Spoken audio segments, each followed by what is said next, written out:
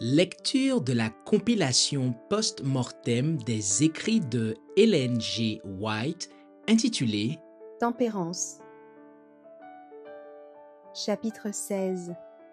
Thé et café.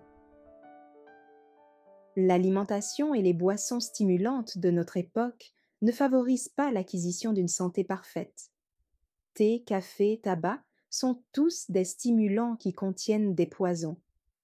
Ils sont non seulement inutiles, mais mauvais pour la santé. Et nous les rejetterions si nous ajoutions la tempérance à notre savoir.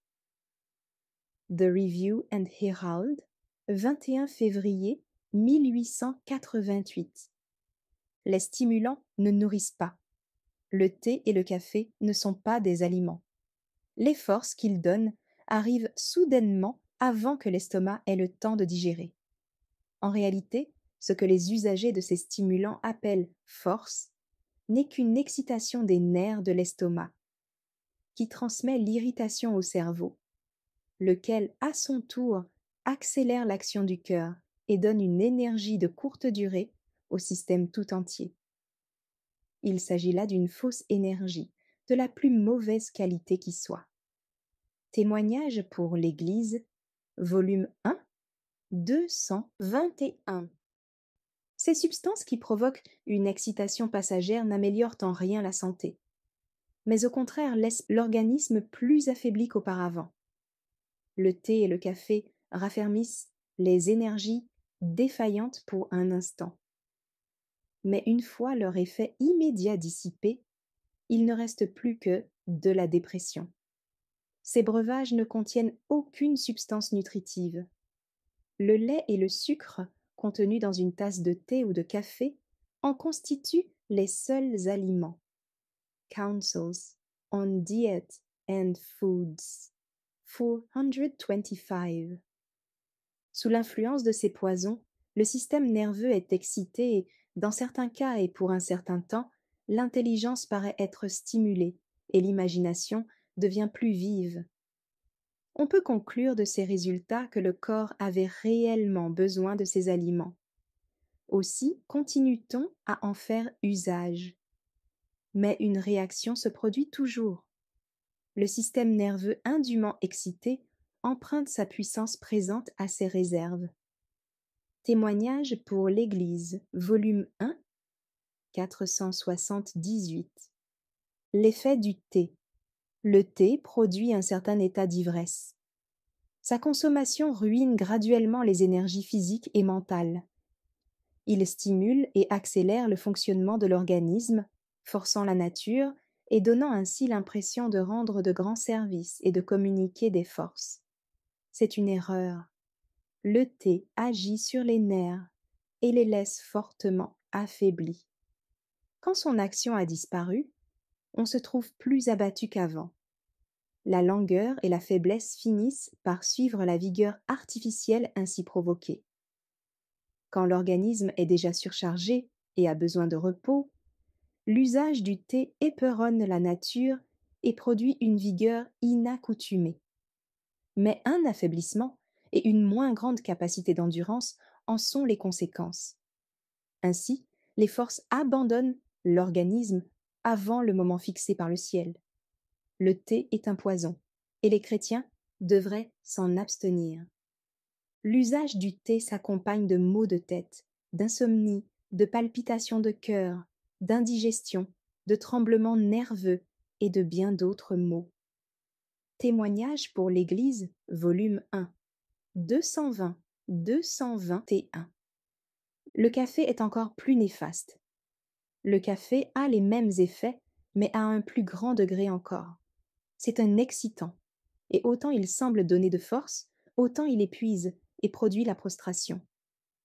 Les buveurs de thé et de café en portent les signes sur leur visage.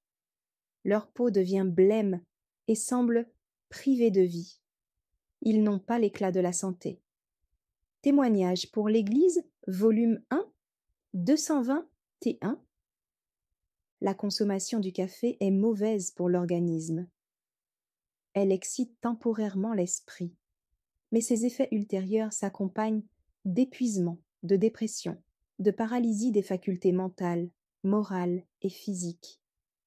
L'esprit s'affaiblit, et si le sujet ne prend pas la ferme résolution d'abandonner cette habitude, l'activité de son cerveau diminue constamment.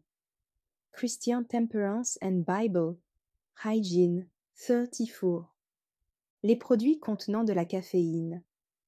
Le café et d'autres breuvages de même nature sont identiques. On éprouve d'abord une certaine euphorie. Les nerfs de l'estomac sont excités, et cette excitation se transmet au cerveau qui, à son tour, la communique au cœur. Ce dernier bat plus rapidement, et tout l'organisme en reçoit une impulsion réelle, bien que passagère. On oublie la fatigue, les forces semblent revenir, l'esprit se ranime et l'imagination devient plus vive. Rayon de santé 182. Peu à peu, de façon imperceptible, la satisfaction répétée de cette passion ébranle la vigueur naturelle de l'organisme. Si nous voulons préserver le bon fonctionnement de toutes nos facultés, nous devons veiller à ne pas forcer la nature. Elle fera son devoir. Elle accomplira sagement et efficacement sa besogne. Si tous les artifices auxquels l'homme a eu recours sont rejetés. The Review and Herald, 19 avril 1887. Une perte de temps pour cause de maladie. Beaucoup de personnes, habituées à faire usage de boissons stimulantes, souffrent de maux de tête, de dépression nerveuse et perdent beaucoup de temps à cause de leur malaise. Elles pensent qu'elles ne peuvent pas vivre sans prendre un stimulant et ignorent son effet sur leur santé. Ce stimulant est d'autant plus dangereux que ses conséquences fâcheuses sont trop souvent attribuées à d'autres causes. Christian Temperance and Bible, Hygiene 35. L'habitude de ces boissons, le thé et le café ne sont ni sains ni nécessaires. Ils ne sont en aucune façon des facteurs de santé. Mais l'usage de ces boissons s'intensifie. Manuscrit 86, 1897. Un désir contre nature est créé dans l'organisme. L'usage continuel de ces breuvages épuise les forces vitales et produit de nombreux malaises, maux de tête, insomnie, palpitations, indigestion, tremblements, etc. Les nerfs fatigués ont besoin de repos plutôt que d'excitation et de surmenage. Il faut à la nature un certain temps pour récupérer ses énergies épuisées. Aiguillonné par l'usage des excitants, l'organisme accomplit davantage pendant un certain temps. Mais une fois affaibli, il est très difficile d'arriver au résultat désiré. Le besoin de stimulant devient de plus en plus irrésistible et la volonté ne tarde pas à capituler devant la passion. Il faut des doses toujours plus fortes pour produire l'effet voulu, jusqu'au jour où, exténué et incapable d'effort, l'organisme cesse d'agir. Rayon de santé 182, 183. L'organisme ne réagit plus à la maladie. Ces stimulants néfastes minent de façon certaine l'organisme et le prédisposent à de graves maladies. Ils altèrent le beau mécanisme de la nature, anéantissent son système de défense contre la maladie et la sénilité précoce. Testimony for the Church, Volume 1, 548-549. L'organisme tout entier est atteint. L'usage de stimulants affecte l'organisme tout entier. Il entraîne un déséquilibre du système nerveux, un mauvais fonctionnement du foie.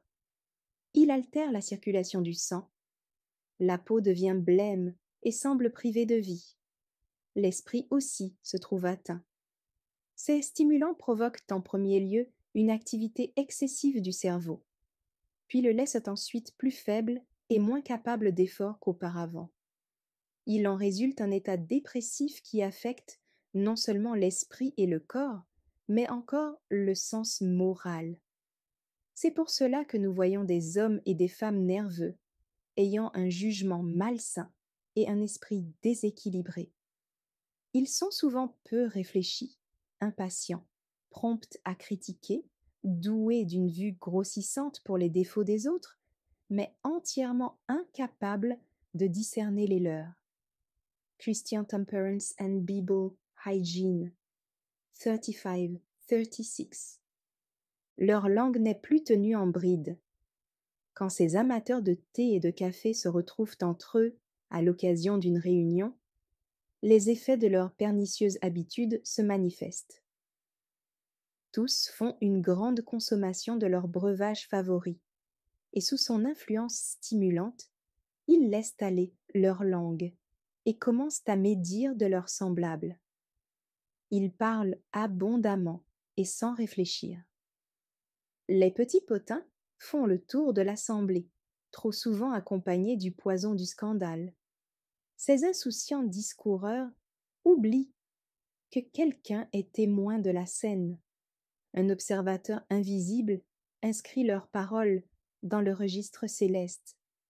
Toutes ces critiques peu charitables, tous ces propos exagérés, tous ces sentiments d'envie que l'on exprime sous l'influence d'une tasse de thé, Jésus les enregistre comme s'ils étaient dirigés contre lui. Toutes les fois que vous avez fait ces choses à l'un de ces plus petits de mes frères, c'est à moi que vous les avez faites. Idem 36. Gaspillage. Il est pire de dépenser son argent pour se procurer du thé et du café que de le gaspiller, car le thé et le café font continuellement du mal à ceux qui en font usage. Christian Temperance and Bible Hygiene 35. Narcotiques destructeurs. Tous devraient s'élever contre l'usage du thé et du café et s'en abstenir. Ce sont des narcotiques d'un effet aussi nuisible pour le cerveau que pour les autres organes du corps. Counsels on Diet and Foods 430. Ils détruisent le temple de Dieu. L'ivrogne vend sa raison contre un verre de vin. Satan s'empare de sa raison, de ses affections, de sa conscience. Un tel homme détruit le temple de Dieu. Le thé a une action similaire. Cependant, nombreux sont ceux qui placent sur leur table ces substances nocives qui détruisant les attributs divins. Manuscrit 130, 1899. Un usage qui nuit à la vie spirituelle. Faire usage de thé et de café est un péché, une satisfaction coupable qui, comme d'autres maux, nuit à l'âme. Ces produits, devenus des idoles, provoquent un état de surexcitation et une réaction malsaine du système nerveux. Counsels on Diet and Foods 425. Ceux qui s'adonnent à un appétit perverti le font aux dépens de leur santé et de leur intelligence. Ils ne peuvent pas apprécier les choses spirituelles. Leur sensibilité étant émoussée, le péché ne les scandalise pas. La vérité ne leur semble pas plus précieuse que les trésors terrestres. Spiritual Gifts 429. Moins accessible à l'influence du Saint-Esprit. Tout semble insipide à celui qui se trouve dans l'impossibilité de faire usage du stimulant qu'il aime. Celui-ci tue les perceptions de son corps et de son esprit, de sorte qu'il est moins sensible à l'influence du Saint-Esprit. Lorsqu'il est privé du stimulant habituel, il aspire par tout son corps et son esprit, non à la justice, à la sainteté et à la présence divine, mais à sa chair idole. Chaque jour, des chrétiens affaiblissent leurs facultés par la satisfaction de leurs désirs coupables et deviennent incapables de rendre gloire à Dieu. The Sanctified Life 25. Un besoin de stimulant de plus en plus puissant. L'usage du thé ou du café fait naître un besoin de tabac, et ce dernier incite à la consommation d'alcool. Testimonies for the Church, Volume 3, page 563. Quelques-uns ont à faire marche arrière. Certains se sont éloignés de Dieu et ont fait usage de thé et de café. Ceux qui violent les lois de la santé auront l'esprit aveuglé et violeront la loi de Dieu. The Review and Herald, 21 octobre 1884. Le peuple de Dieu doit être victorieux.